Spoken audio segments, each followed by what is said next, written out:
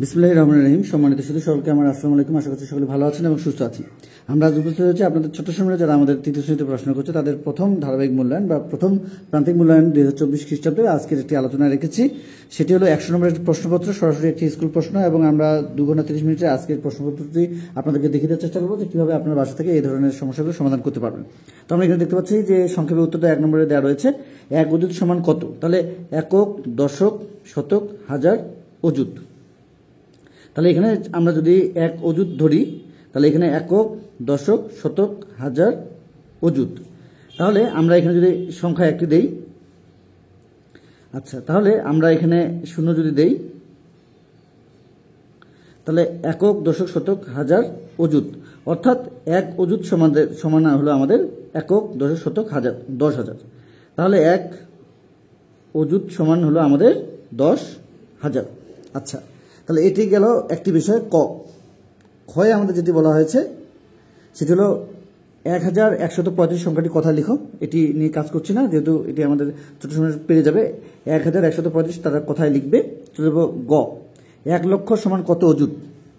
তাহলে একক, দশক, শতক, হাজার, অযুত, লক্ষ। আচ্ছা, তাহলে এখানে আমরা শূন্যগুলো দিয়ে দিই। আচ্ছা, তাহলে আমাদের কি বলেছে? 1 লক্ষ সমান কত অযুত? তাহলে আমরা একক, দশক, শতক, হাজার, অযুত, লক্ষ পেয়ে যাচ্ছি। তো সেক্ষেত্রে আমরা একটু অযুতে চলে যাবো। একক, দশক, শতক, হাজার, অযুত এখানে। আচ্ছা, তাহলে একক, দশক, শতক, হাজার, অযুত। তাহলে আমরা 1 লক্ষ সমান পেয়ে যাচ্ছি হলো এখানে একক, দশক, শতক, হাজার, অযুত। আচ্ছা, তাহলে আমরা এখানে দেখতে পাচ্ছি যে 1 লক্ষ যদি আমরা ধরি, একক, দশক, শতক, হাজার, অযুত, তাহলে 10 অযুত সমান আমাদের কিন্তু 1 লক্ষ। আচ্ছা, এরপরে আমাদের যেটি দেওয়া হয়েছে সেটি হলো যে 1000 এর আগের সংখ্যা কত?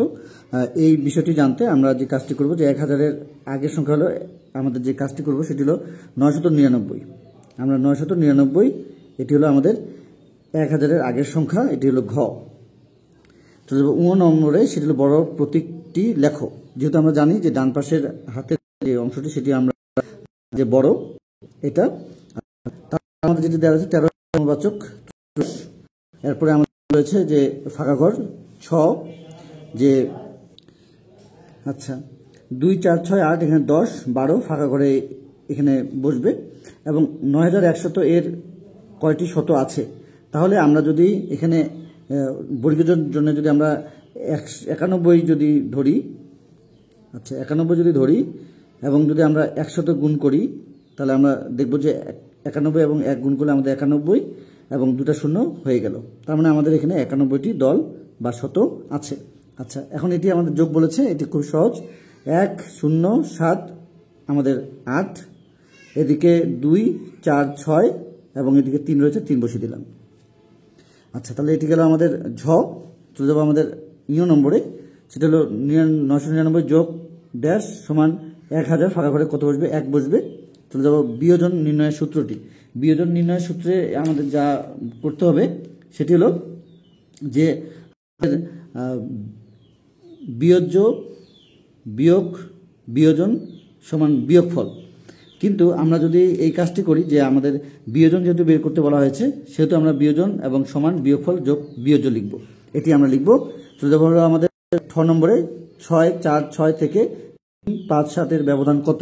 তাহলে এই ধরনের জন্য আমরা যে কাজটা করব সেটি একটু চেষ্টা করছি। সেটি হলো যে আমাদের 6, 4, 6 থেকে আমরা যদি বিয়োগ করি 3, 5, 7, বিয়োগ করে যা হবে আমরা এটি বসাবো। চলে যাবো আমাদের এখানে আমরা দেখতে পাচ্ছি যে বিয়োজন কাকে বলে, আমরা আবার কাকে বলে দেয়া রয়েছে, এটি আমরা বলে দেওয়ার চেষ্টা করছি যে বিয়োজন কাকে বলে। এরপর আমরা এখানে দেখতে পাচ্ছি যে এখানে 30 বিয়োগ 25 সমান 5, এখানে বিয়োজ্য কত? আচ্ছা, তাহলে আমরা এখানে দেখতে পাচ্ছি যে বিয়োজন কাকে বলে বলা হয়েছে।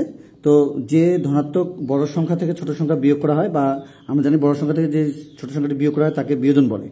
এর সঙ্গে আমরা যে কাজটি পাবো সেটি হলো, এখানে বলা হয়েছে 30 বিয়োগ 25 সমান 5, এখানে বিয়োজ্য কোনটি?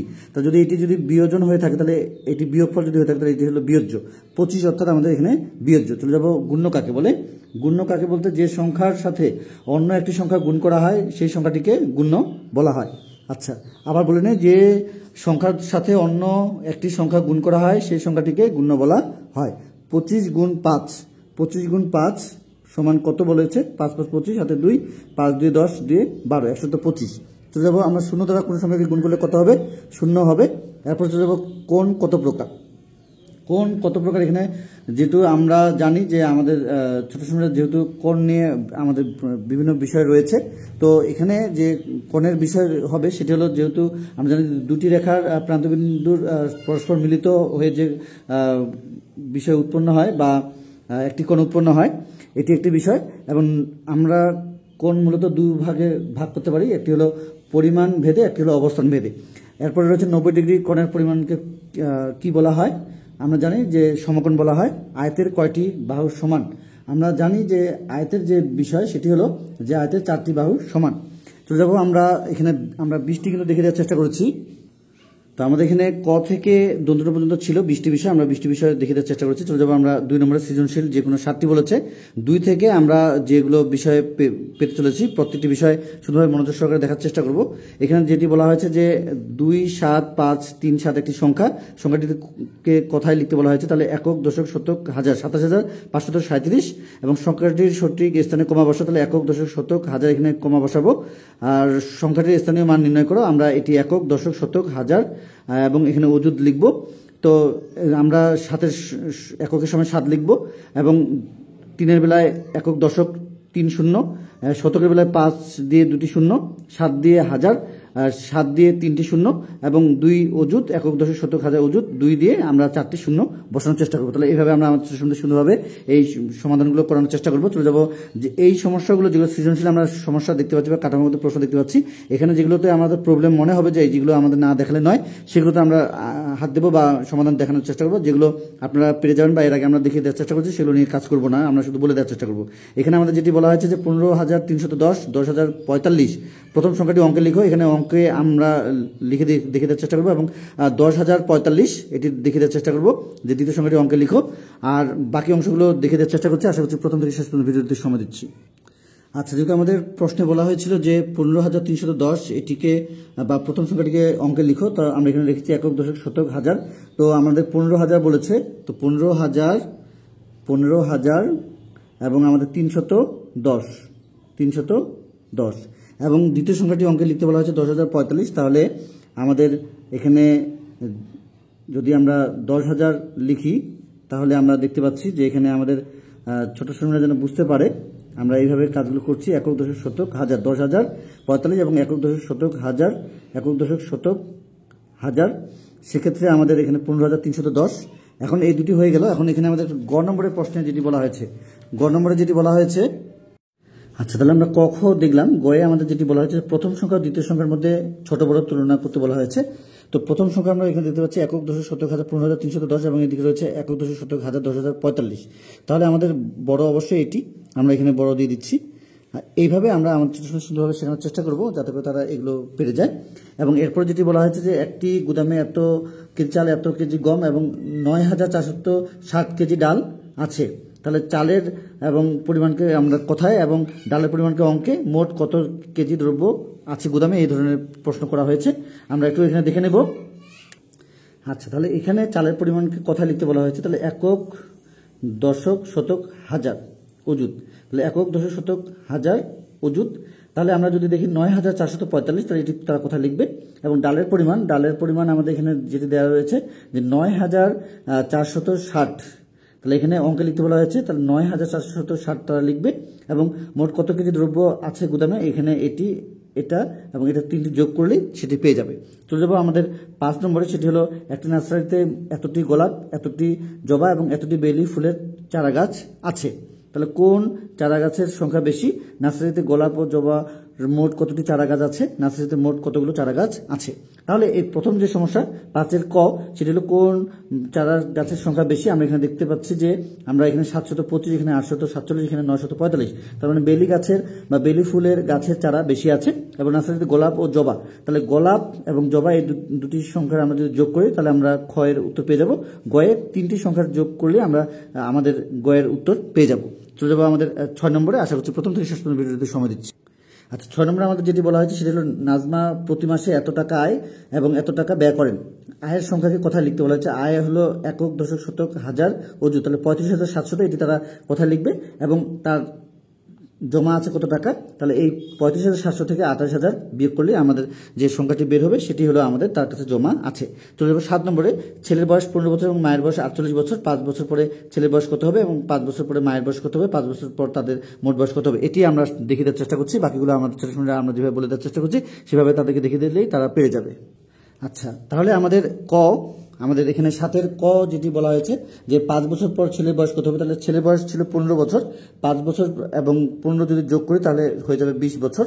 এবং খ 5 বছর পর মায়ের বয়স কত হবে, মায়ের বয়স ছিল 48 বছর এবং 5 যদি যোগ করি সেক্ষেত্রে হবে 8 5 13, 3 হাতে 1, 53 বছর। এবং আমাদের যেটি গয়ে বলা হয়েছে 5 বছর পর তাদের মোট বয়স কত হবে, এদিকে 53 এদিকে 20, আমাদের হয়ে যাবে 73 বছর বয়স। তাহলে আমরা এখানে পেয়ে যাবো 73 বছর বয়স। আচ্ছা, 8 নম্বরে যেটি বলা হয়েছে সেটি হলো রাজীবের কাছ আছে এত টাকা, মায়ের আছে এত টাকা এবং তার বাবার আছে এত টাকা, কার টাকার পরিমাণ বেশি, রাজীব ও তার মায়ের টাকার পার্থক্য কত এবং তাদের। আচ্ছা, আমরা এখানে 8 নম্বরে যেটি দেখতে পাচ্ছি যে রাজীবের আছে এত টাকা, মায়ের আছে এত টাকা এবং বাবার আছে এত টাকা, কার টাকার পরিমাণ বেশি বলেছে এবং রাজীব ও তার মায়ের টাকার পার্থক্য কত এবং তাদের মোট কত টাকা আছে এটি বলা হয়েছে। তো রাজীবের এখানে দেখতে পাচ্ছি 2000 এবং মায়ের হলো 2500 এবং বাবার হলো 3300। আচ্ছা, তাহলে কার টাকার পরিমাণ বেশি? আমরা দেখতে পাচ্ছি যে বাবার টাকার পরিমাণ বেশি এবং রাজীব ও তার মায়ের টাকার পার্থক্য কত, আমরা এই 2000 এবং 2500 যে আমরা দেখতে পাচ্ছি বা 2500 এটি বিয়োগ করলে, আমরা বড় সংখ্যা থেকে ছোট সংখ্যা বিয়োগ করলে আমরা তাদের টাকার পার্থক্য পেয়ে যাবো এবং তাদের মোট কত টাকা আছে, তাহলে 2000, 2500 এবং 3300 যদি টাকা আমরা যোগ করি তাহলে আমরা আমাদের ছোট সংখ্যাদের এই 8 নম্বরে যে সমস্যা 3টি সেটি আমরা বের করতে পারবো। তো আমাদের 9 নম্বরে আমাদের যেটি বলা হয়েছে সেটি হলো এখানে আমরা দেখতে পাচ্ছি যে 22 গুণ 10, এখানে গুণ্য কত, এখানে গুণক কত, এখানে গুণফল কত। তাহলে আমরা একটি বিষয় পেয়েছিলাম এর আগে একটি প্রশ্নে যে গুণ্য যে সংখ্যার সাথে অন্য সংখ্যা গুণ করা হয় সেই সংখ্যাটিকে গুণ্য বলা হয়। তাহলে যে সংখ্যার সাথে অন্য সংখ্যা গুণ করা হয়, তাহলে আমরা এখানে দেখতে পাচ্ছি 22, এখানে অন্য সংখ্যা গুণ করছি, তাহলে 22 হলো এখানে আমাদের গুণ্য এবং আমাদের যে সংখ্যাটি আমরা গুণ করছি সেটি হলো গুণক এবং এখানে গুণফল হিসেবে আমরা 22 এবং যদি 10 গুণ করি, 22 এবং যদি 10 গুণ করি তাহলে আমরা 0 2 0 0 2 0, এখানে আরেকটি শূন্য নেব এই সংখ্যার জন্য, তাহলে 2 এবং এখানে 2, তার মানে আমাদের হলো 220 গয়ের জন্য আমরা 220 পেয়ে গেলাম। সেটি হলো আমাদের 9 নম্বরের জন্য। 10 নম্বরে চলে যাবো। 10 নম্বরে আমাদের যেটি বলা হয়েছে সেটি হলো একটি ইলিশ মাছের দাম 350 টাকা, 4টি ইলিশ মাছের দাম কত, 350 গুণ 4 গুণ করলে হয়ে যাবে 7টি ইলিশ মাছের দাম কত, 350 গুণ 7 দিলে হয়ে যাবে এবং 12টি ইলিশ মাছের দাম কত, 350 গুণ 12 দিলেই আমাদের গুণফল বের হলে যেটি বের হবে সেটি আমাদের উত্তর হয়ে যাবে। চলে যাবো তুলি প্রতিদিন 4 ঘন্টা করে বই পড়ে, শেষ সপ্তাহে কত ঘন্টা বই পড়ে, তাহলে এক সপ্তাহ সমান হলো আমাদের 7 দিন, তাহলে 4 7 28 এবং সে এক মাসে কত ঘন্টা বই পড়ে, 30 গুণ 4 দিলেই আমাদের যেটি বের হবে সেটি হলো আমাদের এই ক্ষয়ের উত্তর হয়ে যাবে। আচ্ছা, 11 নম্বর গেল। 12 নম্বর যেটি দেওয়া রয়েছে জ্যামিতীয় অংশ যেগুলো একটি চিত্রসহ সংজ্ঞা দাও কোণ। তাহলে কোণ আমরা যেভাবে আমাদের ছোট শ্রেণীদের কোণের বিষয়ে বোঝানোর চেষ্টা করব সেটি বলে দেওয়ার চেষ্টা করছি যে আমরা আমাদের ছোট শ্রেণীদের বিভিন্ন সময় বিভিন্নভাবে এই বিষয়গুলোর উপরে এর আগে ধারণা দিয়েছি। তো দুটি রেখার প্রান্তবিন্দুর পরস্পর মিলিত হয়ে কোণ উৎপন্ন হয় এবং আমরা এবিসি একটি কোণ, এটি গেল আয়ত। যে চতুর্ভুজের বিপরীত বাহুগুলো আমাদের পরস্পর সমান, যে চতুর্ভুজের বিপরীত বাহুগুলো পরস্পর সমান এবং বা সমান্তরাল এবং প্রত্যেকটি কোণ সমকোণ বা 90 ডিগ্রি তাকে আয়ত বলে। তাহলে আমরা এখানে পেয়ে যাব যে চতুর্ভুজের বিপরীত বাহুগুলো পরস্পর সমান ও সমান্তরাল এবং প্রতিটি কোণ সমকোণ বা 90 ডিগ্রি তাকে আয়ত বলে। তাহলে এইভাবে আমরা আমাদের ছোট শ্রেণীদের যে আজকের যে আলোচনা আমরা পেয়েছি সেটি হলো 100 নম্বরের।